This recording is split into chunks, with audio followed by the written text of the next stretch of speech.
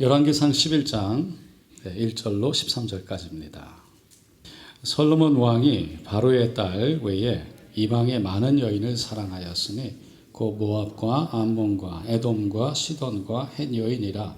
야훼께서 일찍이 여러 백성에 대하여 이스라엘 자손에게 말씀하시기를 너희는 그들과 서로 통혼하지 말며 그들도 너희와 서로 통혼하게 하지 말라. 그들이 반드시 너희의 마음을 돌려 그들의 신들을 따르게 하리라 하셨으나 솔로몬이 그들을 사랑하였더라. 왕은 후궁이 700명, 첩이 300명이라. 그의 여인들이 왕의 마음을 돌아서게 하였더라.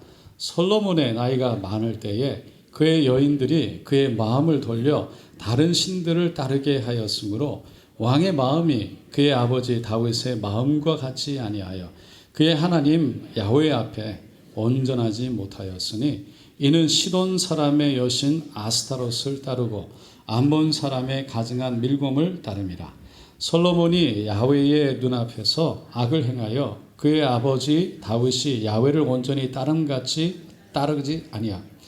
모압의 가증한 그모스를 위하여 예루살렘 앞 산에 산당을 지었고 또 암몬 자손의 가증한 몰록을 위하여 그와 같이 하였으며 그가 또 그의 이방 여인들을 위하여 다 그와 같이 한지라. 그들이 자기의 신들에게 분향하며 제사하였더라. 솔로몬이 마음을 돌려 이스라엘의 하나님 야훼를 떠남으로 야훼께서 그에게 진노하시니라. 야훼께서 일찍이 2번이나 그에게 나타나시고 이 일에 대하여 명령하사 다른 신을 따르지 말라 하셨으나 그가 야훼 명령을 지키지 않았으므로 야훼께서 솔로몬에게 말씀하시되 내게 이러한 일이 있었고 또 내가 내 언약과 내가 내게 명령한 법도를 지키지 아니하였으니 내가 반드시 이 나라를 내게서 빼앗아 내 신하에게 주리라. 그러나 내 아버지 다윗을 위하여 내 세대에는 이를 행하지 아니하고 내 아들의 손에서 빼앗으려니와 오직 내가 이 나라를 다 빼앗지 아니하고 내 종과 내가 택한 예루살렘을 위하여 한 지파를 내 아들에게 주리라 하셨더라. 아멘. 오늘 저는 우리가 함께 읽은 말씀을 통해서 마지막까지라는 제목으로 함께 은혜를 나누고자 합니다. 우리는 2주 전에 사무엘 상하를 통해서 이스라엘의 첫 번째 왕 사울 그리고 두 번째 왕 다윗의 삶을 살펴봤습니다. 그리고 이제 열왕기 상에 들어오면서 다윗이 죽고 그의 아들 솔로몬이 이스라엘의 왕으로 세워집니다. 그런데 솔로몬을 가만히 보면요, 여러 가지 면에서 이 왕이 될 만한 위치나 입장에 있지 않았어요.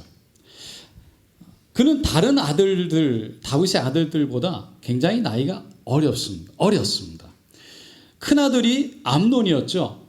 그 암논은 여동생 다말을 범했다가 압살롬에게 죽임을 당했고요.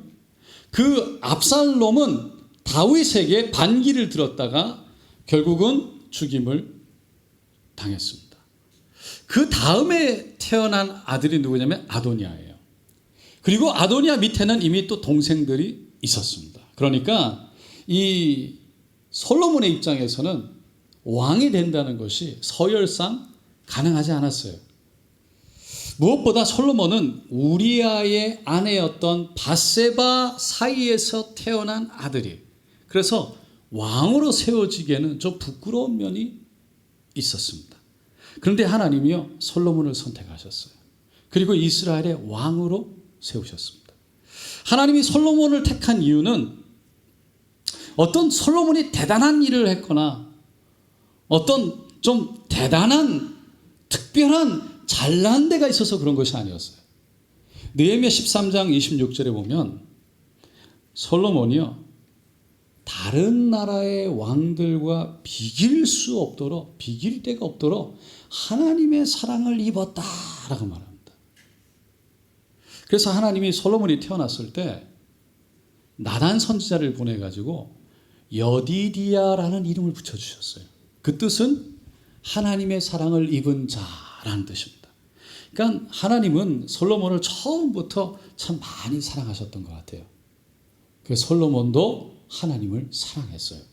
열왕기상 3장 3절에 보니까 솔로몬이 야훼를 사랑하고 라고 되어 있습니다. 그 사랑을 솔로몬은 1000번제로 표현했어요.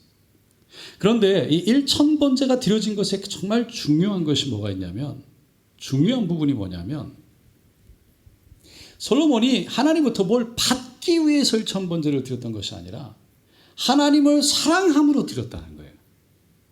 그거를 알 수 있는 게 뭐냐면, 꿈에 하나님이 솔로몬에게 나타나서 야, 내가 너에게 무엇을 줬고 너는 구하라 그렇게 얘기했을 때 이 솔로몬이 아버지 다윗과 나에게 행하신 그 은혜가 너무 감사합니다라고 얘기해 놓고는 열왕기상 3장 7절로 9절에 이렇게 얘기하기 때문입니다. 한번 다 같이 읽어보겠습니다.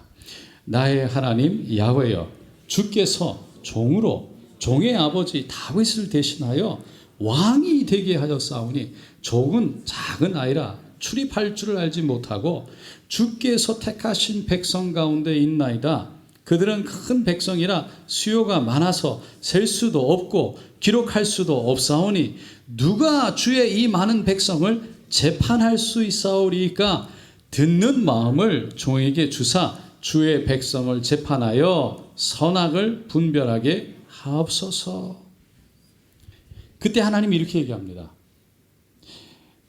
열왕기상 3장 11절에 이에 하나님이 그에게 이르시되 내가 이것을 구하는도다.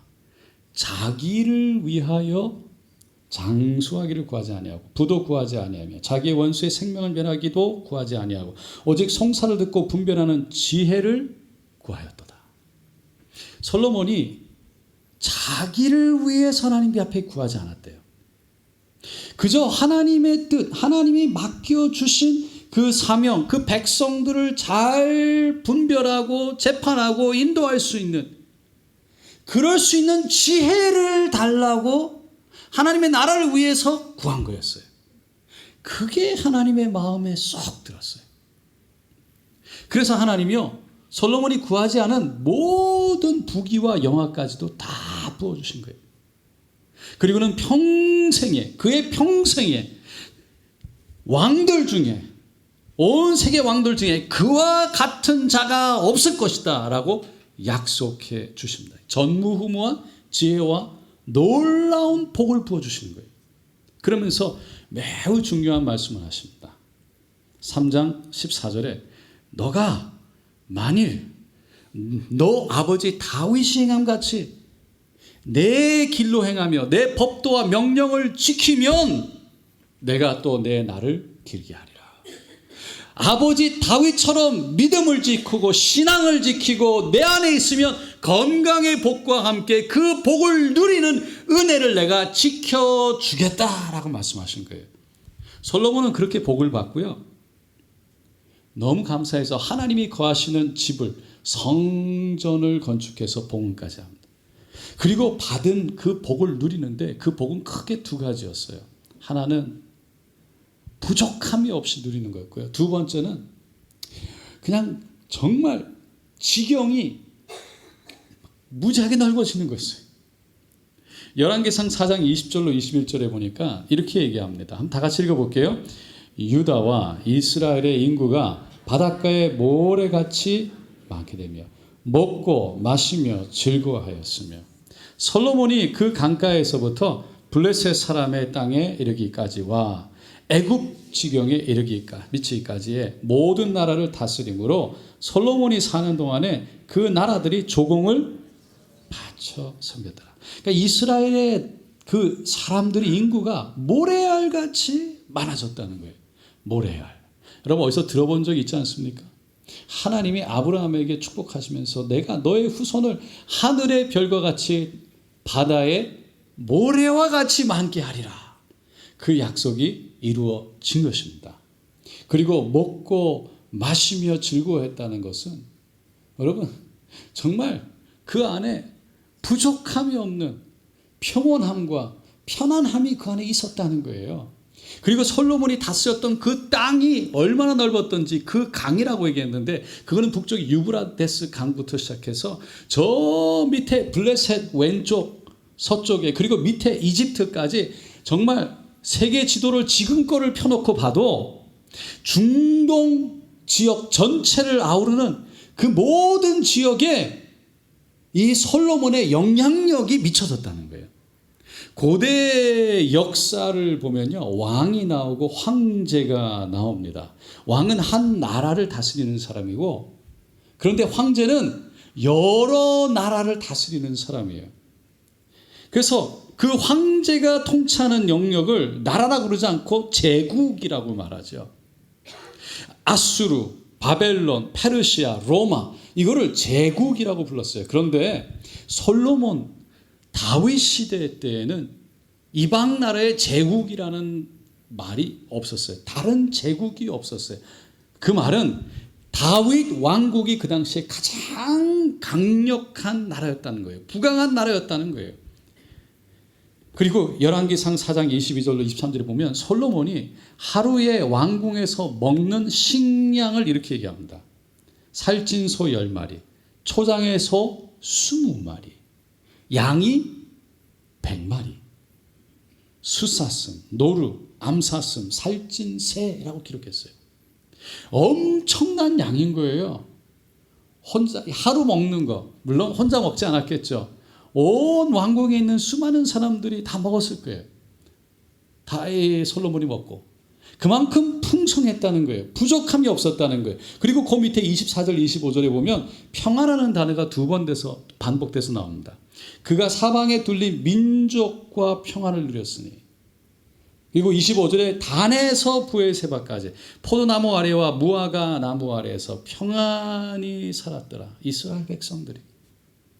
우리나라를 가리킬 때 뭐라 그래요? 백두산에서부터 한라산까지. 그러면 한반도 전체를 어우르는 거예요. 마찬가지로 이 구약 성경의 이스라엘 땅을 얘기할 때 단에서부터 부에세바까지라고 표현합니다. 그거를 여러 번 구약 성경에 반복해서 나옵니다.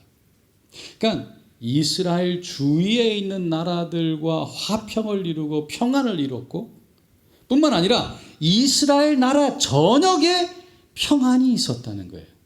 부족함이 없었다는 거예요. 하나님이 솔로몬에게 부으셨던 그 축복이 여기서 끝나지 않습니다. 열왕기상 4장 29절에 보면 하나님이 솔로몬에게 지혜와 총명을 심히 많이 주시고 또 넓은 마음을 주시되 바닷가의 모래같이 하시니, 바닷가의 모래라는 건 셀 수가 없는 거예요. 측량할 수가 없어요. 하나님이 그렇게 지혜를 부어주셨다는 거예요. 성경의 그런 지혜를 30절에 보면 바벨론부터 저 동쪽부터 이집트까지 최고의 지혜자를 가진 자였다. 31절에 솔로몬의 이름이 그래서 사방의 모든 나라에 소문돼서 퍼져나갔다. 32절에 보면 잠언 3,000가지를 지었고 노래 1,005편을 지었다. 그러니까 문학, 음악, 그 모든 다방면의 문화적으로 모든 면에 부족함이 없는 거예요. 그 지혜가 거기까지 넘친 거예요. 33절에 레바논의 백향목과 벽에 붙어 사는 우슬초까지 모든 식물, 그리고 짐승, 새, 기어다니는 물고기까지, 모든 동물까지, 자연 과학에 이르기까지 그의 지혜는 말할 수 없도록 깊었고 풍성했다는 거예요. 놀라웠다는 거예요. 수많은 왕들이 그 솔로몬의 지혜를 배우고 싶어서 막 몰려왔습니다. 그 중에 한 명이 우리가 잘 아는 10장에 나오는 바로 스바의 여왕이죠. 솔로몬이 그렇게 넘치는 축복을 받았던 이유가 어디 있었습니까? 2가지입니다. 첫째, 다윗이 하나님 안에 바로 서 있어서 그 아버지가 그 신앙으로 하나님께 주신 약속 가운데 너 때문에 너 다음 때에 그런 풍성한 하나님의 은혜를 누리게 될 거야. 하나님의 약속이 있었어요. 다윗의 신앙 때문이었습니다. 둘째는 솔로몬이 하나님을 사랑하는 신앙 때문이었어요. 그러니까 신앙 때문에, 하나님 때문에 하나님의 축복을 그렇게 받게 된 거예요. 그런데 솔로몬이요, 그렇게 자신이 복을 받게 한, 그렇게 받게 된 그 축복, 그 신앙을요 그냥 저버렸어요. 떠나버리고 맙니다. 오늘 본문에 보면 9절에 솔로몬이 마음을 돌려 이스라엘의 하나님 야훼를 떠남으로 야훼께서 그에게 진노하시니라 라고 말합니다. 솔로몬이 하나님을 어떻게 떠나게 됩니까? 그것을 오늘 본문에 보면 3절로 5절에 이렇게 얘기합니다. 다시 한번 다 같이 읽어볼게요. 왕은 후궁이 700명이요 첩이 300명이라. 그의 여인들이 왕의 마음을 돌아서게 하였더라. 솔로몬이 나이가 많을 때에 그의 여인들이 그의 마음을 돌려 다른 신들을 따르게 하였으므로 왕의 마음이 그의 아버지 다윗의 마음과 같이 아니하여 그의 하나님 야훼 앞에 온전하지 못하였으니 이는 시돈 사람의 여신 아스타롯을 따르고 암몬 사람의 가증한 밀곰을 따릅니다. 솔로몬은 동맹을 맺기 위해서 다른 옆에 나라들과 동맹을 맺기 첫 번째 맺은 게 어디냐면 애굽의 바로 왕의 딸을 부인으로 모셔왔어요. 그것을 시작으로 해서 사방의 수많은 나라들의 그 공주들을 모시고 그 귀족들의 딸들을 정략적으로 결혼한 거예요. 그렇게 해서 얻은 후궁이 700이고 첩이 300이었어요. 여러분 그거는요 세상의 왕들이 하는 관행이었어요. 처음에 할 때는 참 좋아 보였어요. 왜? 그걸 통해서 평안을 누리는 것 같았어요. 그런데 평안은 정략 교론을 통해서 임한 것이 아니라 얻어진 것이 아니라 하나님이 주신 복이었어요. 그런데 솔로몬이 그것을 잊어버리는 거예요. 솔로몬의 삶을 보면 참 처음에는 좋았어요. 잘했어요. 하나님의 마음에 꼭 들었어요. 그런데 나중에 나라가 커지고 부자가 되고 평안을 누리기 시작하면서 우상에 빠지기 시작합니다.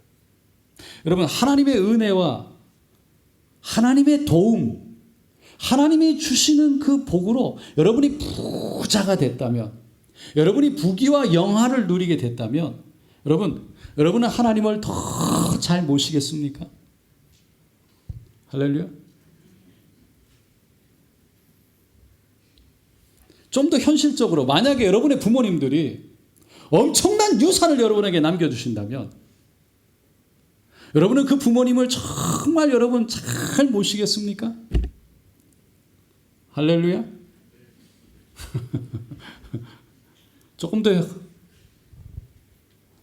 여러분의 부모님이 재산을 주지 못해도 아무것도 주지 못해 여러분을 낳아주시고 키워주시고 길러주시고 지금까지 여러분들을 먹여주시고 여러분들을 위해서 기도하시고 여러분들을 함께 하셨는데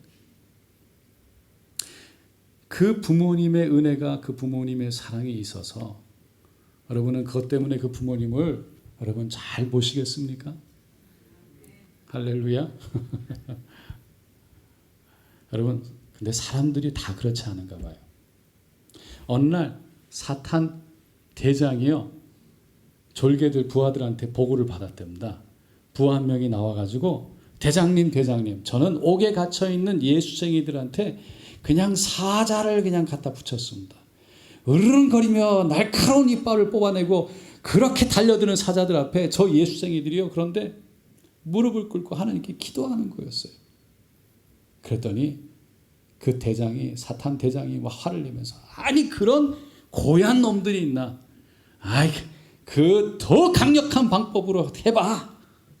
근데 그 옆에 있는 부하가 나와가지고 대장님 저는요 막 바다를 항해하는 배를 타고는 예수쟁이들에게 그냥 폭풍우를 몰아치고 앞에 암초를 그냥 세워가지고 배가 암초에 걸리게 했습니다. 그런데요 암초 위에 올라와서 예수쟁이들이 손을 들고 하나님을 찬양하는 겁니다.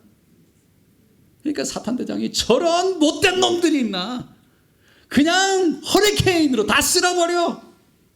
근데 그 옆에 있던 한 부하가 씩 웃더니 나와서 대장님 저는요 어느 한 교회를 찾아갔습니다. 그리고요 그 교회에 3년 동안 모든 일이 잘 되고 그냥 편안하게 해줬습니다.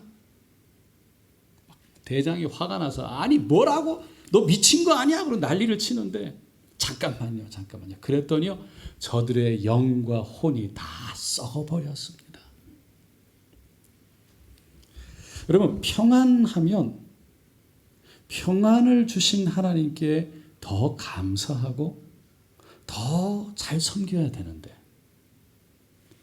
그렇지 않을 수 있다는 거예요. 여러분, 평안이 다 좋은 건 아닙니다. 평안이 좋은 건 내가 평안 안에서 하나님을 찾고 하나님을 구하고 하나님을 사모할 수 있기 때문에 좋은 것이.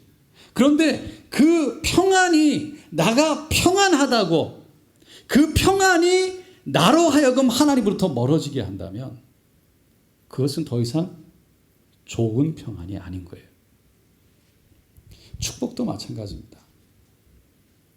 우리가 하나님의 축복을 받아서 세상의 것을 많이 가지고 세상의 것을 많이 누리게 될수록 많이 가질수록 세상의 것을 더 많이 가지면 가질수록 신앙을 지키기 위해서 우리는요 더 몸부림쳐야 되고 그만큼 더 노력해야 돼요.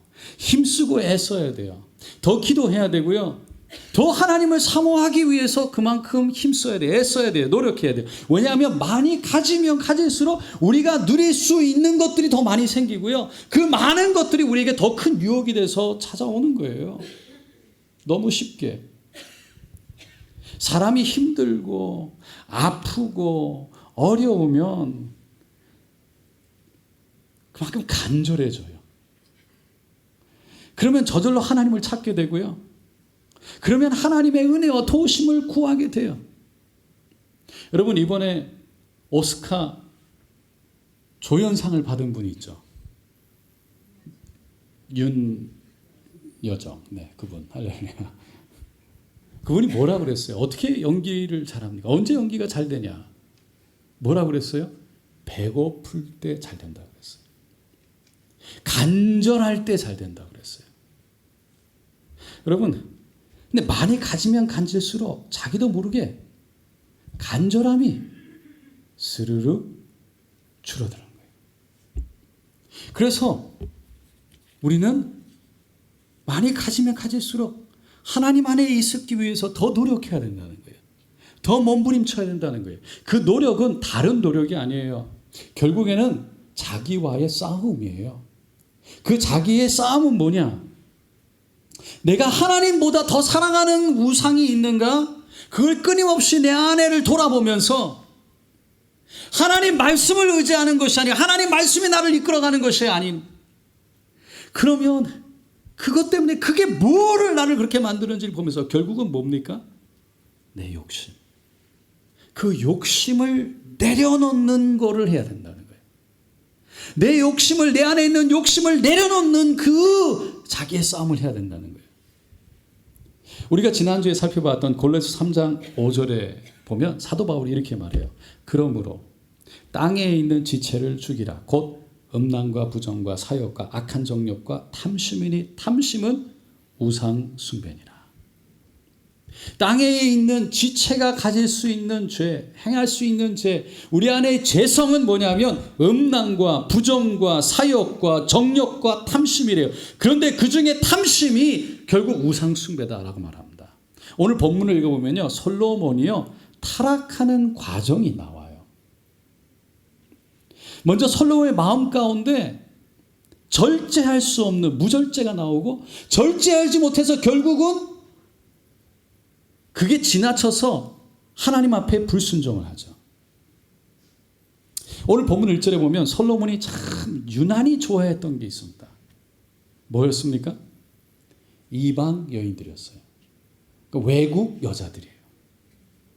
그래서 1절과 2절에 보면 솔로몬이 이방 여인을, 외국 여인들을 사랑했다라고 2번이나 반복해서 나옵니다. 여러분, 우리가 언제 하나님 앞에 내가 대적해야 되는가, 순종해야 되는가 갈등이 일어날까요? 내가 언제 불순종하게 될까요? 한번 생각해 보세요. 언제 내가 뭔가를 하고 싶을 때, 다시 말해서 내가 좋아하는 것이 생겼을 때, 그리고 그 좋아하는 게 유난히 좋아질 때, 절제하지 못하게 될 때, 그게 너무 좋아서 하나님보다 앞서게 될 때 결국은 그것 때문에 하나님을 앞서서 그게 우상에 대해서 하나님을 대적하는 거예요. 솔로몬은요, 맨 처음에 이집트 왕 바로의 딸을 아내로 맞았어요.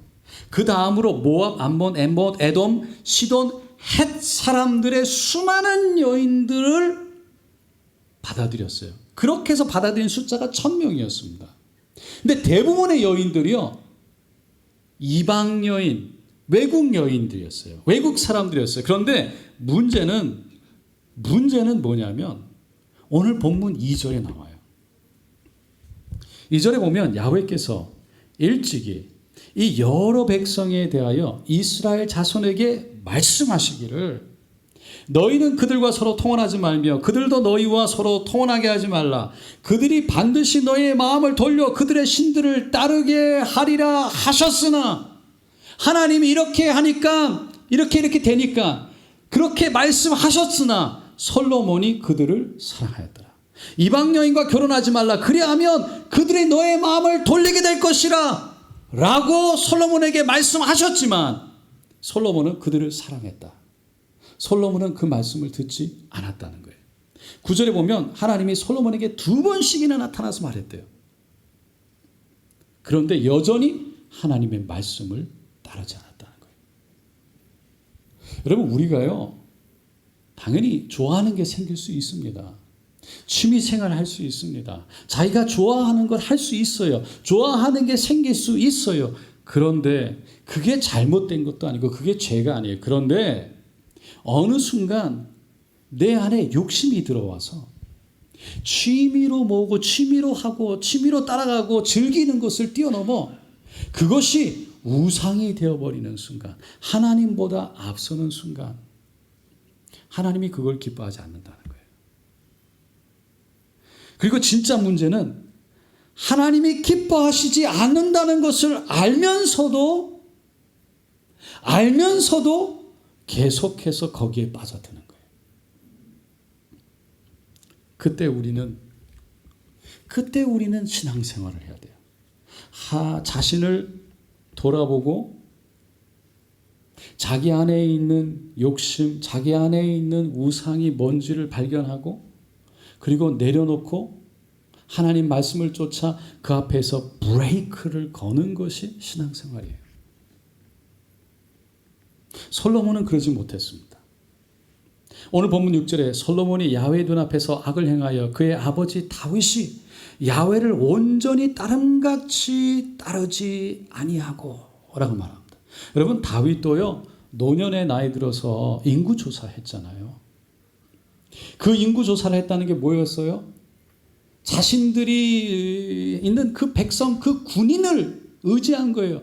다른 나라들과 비교해서, 다른 나라들과 대적해서 내가 가지고 있는 그 군대가 얼만큼 되는지 그 군대를 의지하고 싶은 마음, 그 욕심, 그 우상이 그 안에 있었던 거예요. 그런데 다윗은 그 욕심, 그 우상을 내 안에 있다는 걸 깨닫는 순간 하나님 앞에 회개하고 돌아왔어요.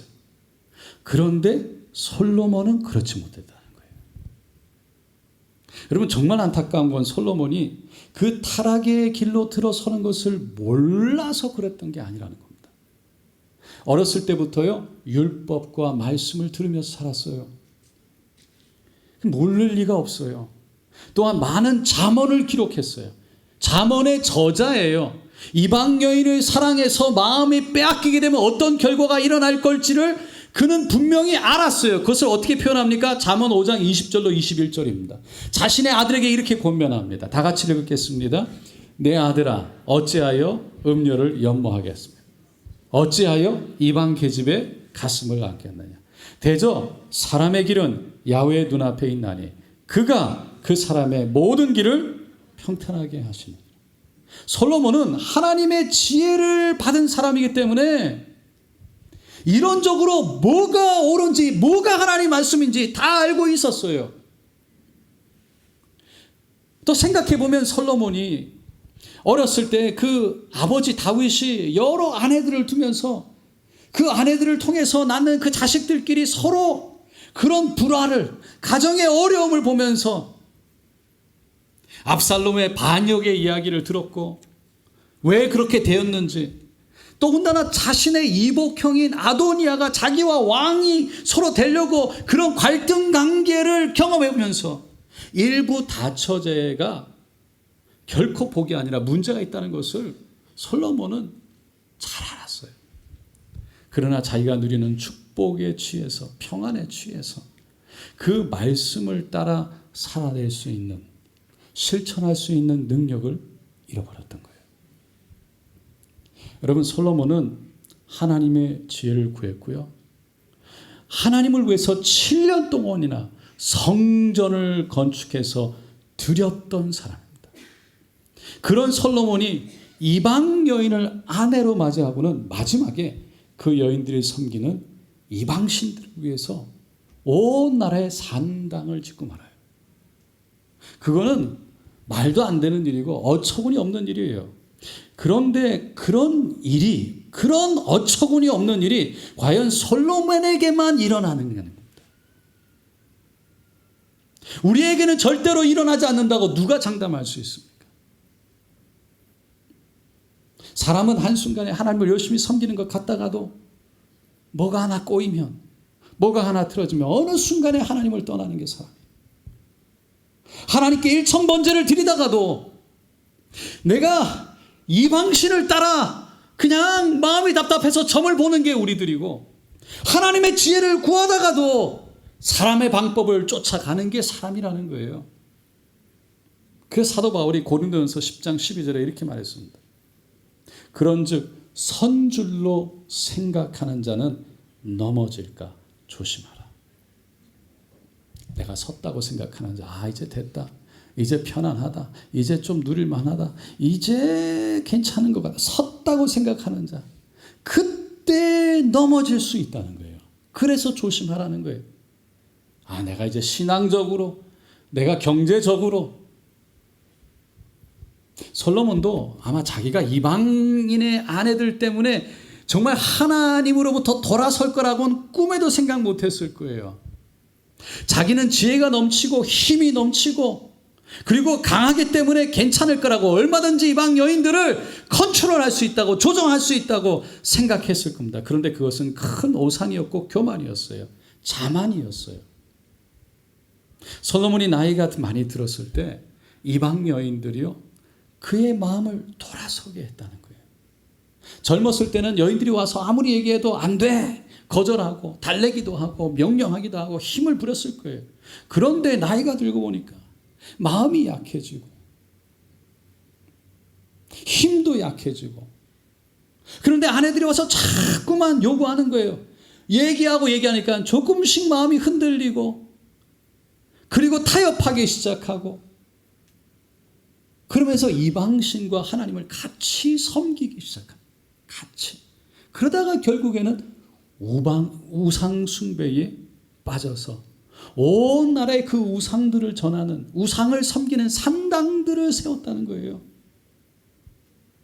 여러분, 솔로몬이 그렇게 넘어졌던 건 그냥 어느 날 갑자기 산당 지어, 그리고 그렇게 변화된 게 아니었어요. 넘어진 게 아니었어요. 죄가요, 아주 조그만한 것부터 천천히 서서히 찾아와서 서서히 그 안에 빠져들게 합니다. 그러다가 지나가다 보니까 어느 순간에 죄가 죄인지도 모르고 죄를 짓고 있고 넘어지게 하는 거예요. 죄가 죄인지도 모르고.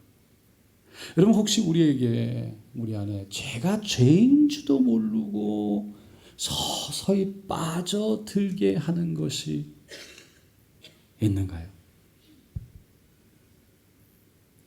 죄라고 얘기하는데, 여러분, 뭐가 죄입니까? 그럼 내가 무슨 죄를 짓고 있는가? 내 안에 뭐가 그렇게 있는가? 내가 무슨 죄를 짓고 있는가? 여러분, 예수님이 지금 나와 함께 내 옆에 계시다면, 그것이 내가 불편해진다면, 내가 불편하게 느껴진다면, 그때 내가 하고 있는 것은 죄일 가능성이 매우 높습니다.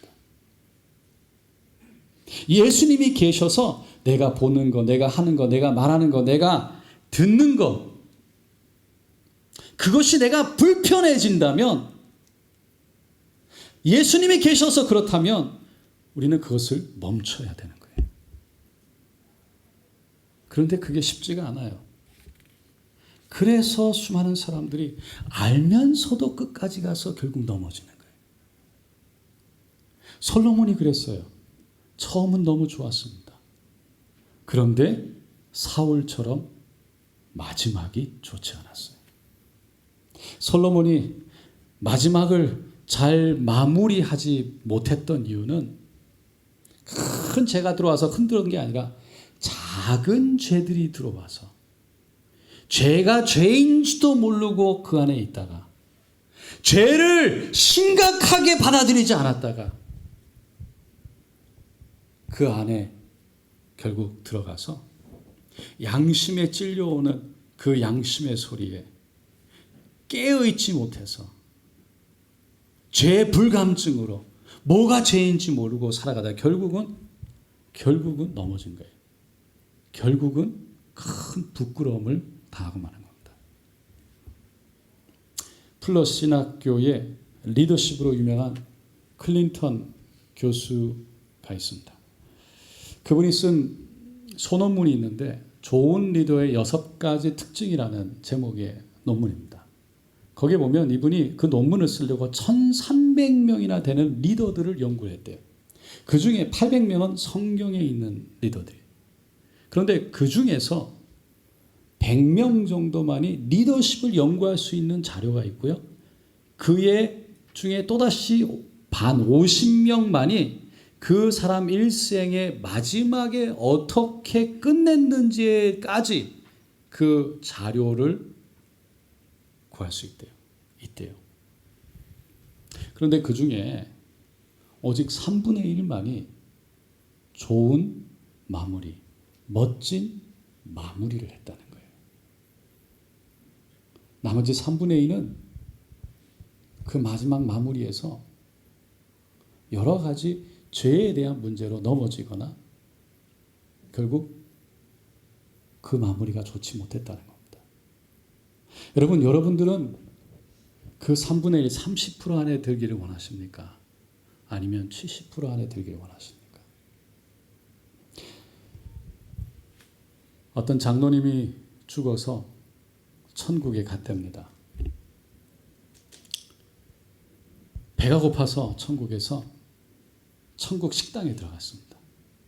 근데 식당에 들어가서 테이블에 앉아서 기다리는데 아무리 기다려도 아무도 안 오는 거예요. 아무도 와서 음식을 뭘 주문하겠냐고 물어보지도 않아요. 물 한 잔 안 주는 거예요. 너무 화가 났어요. 기다리다가 지나가던 종업원을 불렀어요. 세웠어요. 아니 왜 여기가 천국 식당인데 아니 어떻게 물 한 잔 안 주고 뭘 시키겠냐고 주문도 받지 않고 어떻게 이럴 수가 있냐고 이거 무슨 천국 식당이냐고 막 얘기하니까 그 종업원이 씩 웃으면서 아 장로님 여기는요 셀프 서비스입니다 그러는 거예요. 놀래서 장로님이 그러냐고 미안하다고 그래서 이렇게 보냈어요. 그리고서 이렇게 돌아보니까 막 사람들이 일어났다 갔다 하는 거예요. 그런데 저쪽에 보니까 한 테이블에 여럿이 앉아 있는데 거기는 종업원들이 와가지고 막 서빙을 하는 거예요. 막 음식을 갖다 주고 막 물을 막 서빙을 하는 거예요. 그걸 보니까 저 사람들 너무 서빙 받으니까 장로님이 화가 났어요. 아니 쟤네들하고 나하고 뭐가 다른 왜 차별하는 거야. 그래서 일어나가지고 막 지나가던 그 종업원을 다시 붙잡았어요. 아니 저기 테이블을 보라고 왜 쟤네들은 저렇게 앉아서 먹냐고 왜 쟤네들은 서빙을 받냐고 와 컴플레인을 하니까 종업원이 저 테이블은 평신도들이 앉아있는 테이블입니다. 평신도들은 이 땅에 살 때 워낙 많이 섬겼기 때문에 그래서 이 천국에 와서는 이제는 좀 섬김을 이제 받으면서 살도록 해서 서빙을 하는 겁니다. 장로님이 화가 났어요. 나도 섬겼는데 막 그러면서 화가 났어요. 장로님이 도저히 기분이 나빠서 이해가 가지 않아서 일어났어요. 그리고는 나와가지고 베드로 선생님에게 찾아갔어요. 그리고는 막 말을 했어요. 아니 베드로 선생님 그리고 막 자초지종을 막 얘기를 했어요. 그리고 막 화를 냈어요. 다 듣고 있다가 베드로 선생님이 그 장로님 귀에다 이렇게 가만히 대고는, 장로님, 자네 담임 목사는 배달 나갔어. 할렐루야. 담임 목사가 배달 나가니까 좋으시죠? 무슨 말이에요? 끝이 중요하다는 거예요. 마지막이 중요하다는 거예요.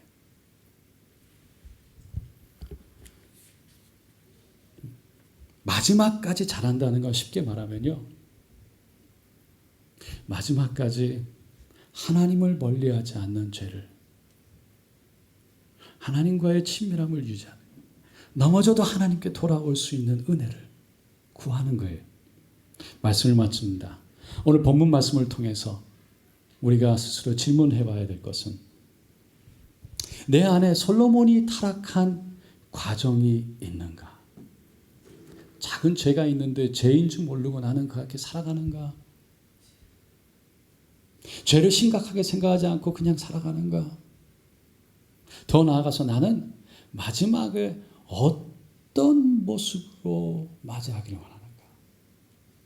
어떤 마지막을 맞이하기를 원하는가? 하나님 앞에서, 사람들 앞에서 나는 어떤 마지막의 모습을 남기기를 원하는가? 기도하겠습니다.